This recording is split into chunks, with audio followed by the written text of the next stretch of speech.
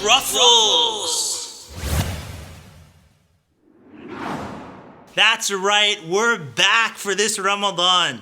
And so to start off the whole series, I'm going to take a verse from Surah Al-Baqarah that's actually related to the whole concept of what we're doing in Taraweeh Truffles. Now before I tell you the verse, I want to tell you a story about this ayah, but before I do, let's recite the ayah. Allah subhanahu wa ta'ala says in the Quran, وَإِذْ قُلْنَا لِلْمَلَائِكَةِ اسْجُدُوا لِآدَمَ فَسَجَدُوا إِلَّا إِبْلِيسَ أَبَى وَاسْتَكْبَرَ وَكَانَ مِنَ الْكَافِرِينَ.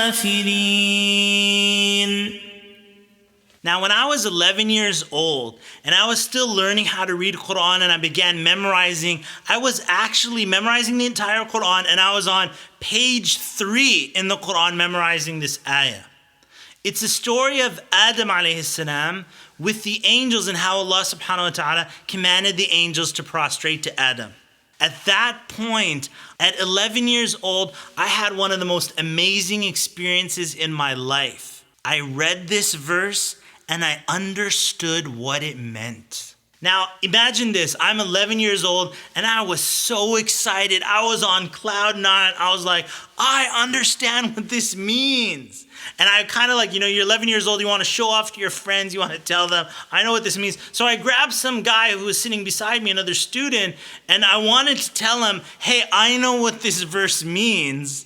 But right before telling him that I knew what the verse meant, I wanted to intensify the joy. I wanted him to not know what it meant so that I could tell him, well, you know what, this verse means so-and-so, right? Remember, I was 11 years old. So I go to my friend who doesn't know Arabic and I'm like, hey, do you know what this verse means? And he looks down at the verse and he says to himself, Qulna, we said, Malaika, usjudu. He was like the angels, sajda, Adam, illa iblis. He's like the verse is talking about the angels prostrating to Adam, and everybody did it except Iblis. And I was like, you know what? You're right.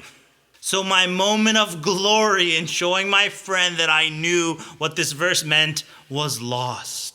But the point remains, and that is the euphoria of understanding what is being said in the Quran. As you go for Taraweeh, as you're listening to the Quran being recited, many people are standing there in prayer and they don't know what the Imam is saying in the Quran that's being recited. There will be days when the Imam will cry. There will be du'as where everybody's bawling and tearing. And you might be one of the people that's just standing there saying, man, I wish I could understand what's being said because then I could cry too. There was an old man in our community, an African-American man, who once came to me in the hallway. It was in an Islamic school back in the day. And he came to me and he said, I want you to translate everything that the Imam's saying in Salah.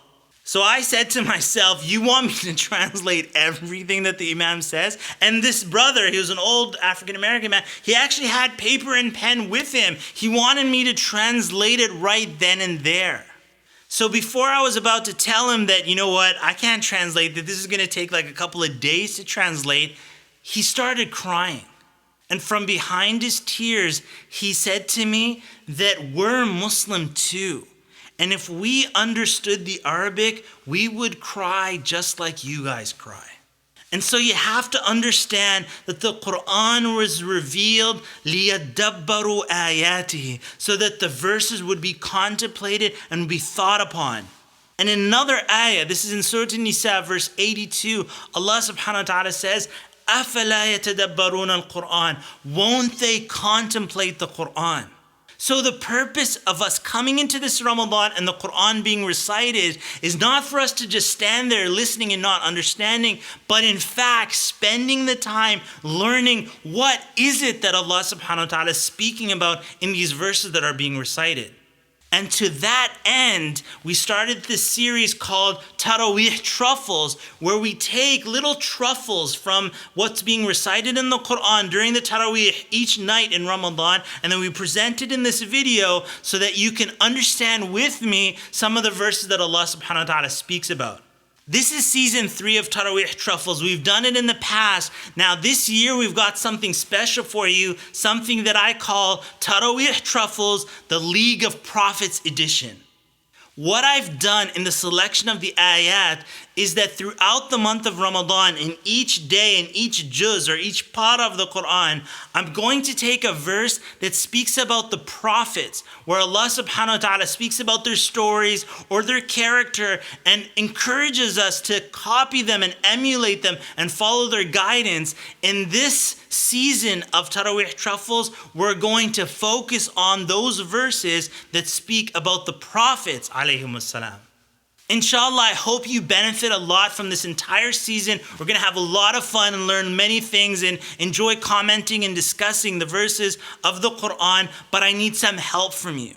All I ask is you put in the effort to help share these videos. So you might benefit, but inshallah ta'ala, if you press the share button or you press the like button or you comment or you tell your friends about it or maybe some family members of yours, share the video with them. All I ask is that you help in the sharing process, and inshallah ta'ala, our khair and our benefit can go very far and wide throughout this amazing month of Ramadan. So that's it for today. Inshallah ta'ala, tell your friends about it. Taraweeh Truffles season 3 is on. League of Prophets. Tell them about it and we'll see you tomorrow inshallah ta'ala. Assalamu alaikum wa rahmatullahi wa barakatuh.